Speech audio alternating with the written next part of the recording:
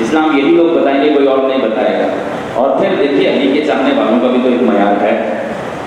ایک شخص آتا ہے جس کا نام ہے ابو ہوا۔ کیا نام ہے؟ ابو ہوا۔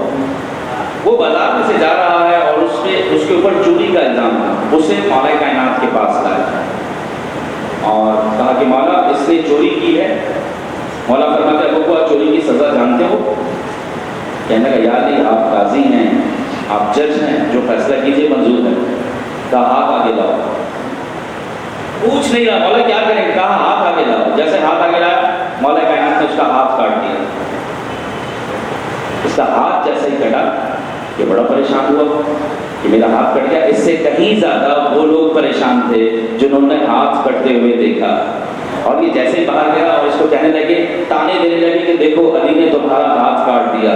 کہنے لگا الحمدللہ کہ علی نے کاٹا۔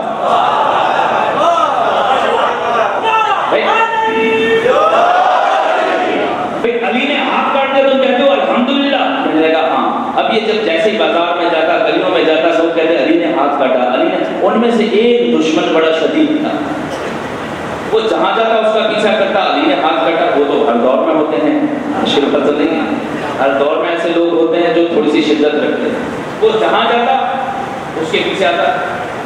یہ بات چلتے چلتے مولا کائنات تک پہنچی کہ مولا جس کا ہاتھ کاٹا تھا اسے بازار میں سب تانے دے رہے ہیں۔ یہ آپ کی سماعتیں دیکھ کر پڑھ رہا ہوں، یہ شامل نہیں تھا آج کی مجلس میں، لیکن آپ کی بیدار سماعتیں اس لیے بیان کر رہا ہوں۔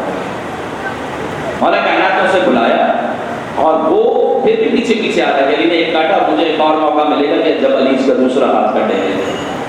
اچھا اس کے ہاتھ میں، دوسرے ہاتھ میں یہ ہاتھ بھی ہے، وہ لے کے گھوم رہا ہے کہ علی نے میرا ہاتھ کاٹا۔ وہ فخر سے کہہ رہا علی نے میرا ہاتھ کاٹا۔ وہ کہتے ہیں ہائے ہائے علی نے تیرا ہاتھ کاٹا۔ پتہ نہیں کہاں بیٹھے ہوئے آپ، توجہ رکھیے گا۔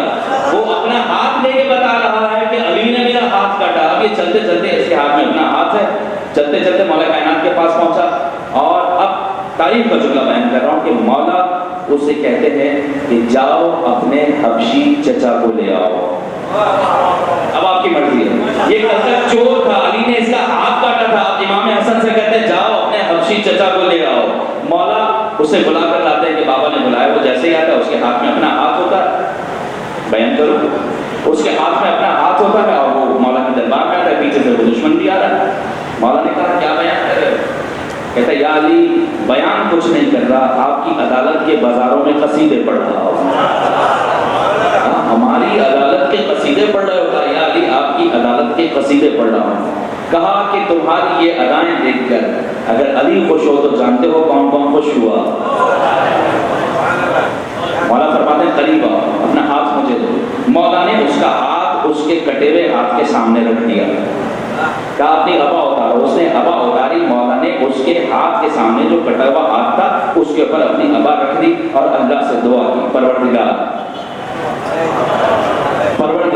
یہ تیرے علی کی عدالت کے قصیدے پڑھ رہا ہے، مالک تجھے تیرے علی کا واسطہ، پروردگار تجھے تیرے علی کا واسطہ، اس کی خطا بخش دے۔ اب یہ دعا چل رہی تھی، وہ باہر کھڑا ہوا تماشا دیکھ رہا ہے، دروازے پہ کہ دیکھو اندر کیا ہو رہا ہے۔ یہ کھڑا علی بھی جانتے ہیں جن کی نگاہیں عرش والوں تک ہوں، مولا بھی جانتے وہ دروازے پہ کھڑا ہوا ہے۔ مولا نے جیسے اسے کہا وہ اپنی ہوا اٹھا دو، اس نے جیسے ہی ہوا اٹھائی، اس کا ہاتھ جو کٹا ہوا تھا ہاتھ کے ساتھ جڑا۔ اب مولا کائنات نے دروازے کی طرف دیکھا اور اسے کہا قریب آؤ اور یہ فارمولہ یاد رکھو، تم میں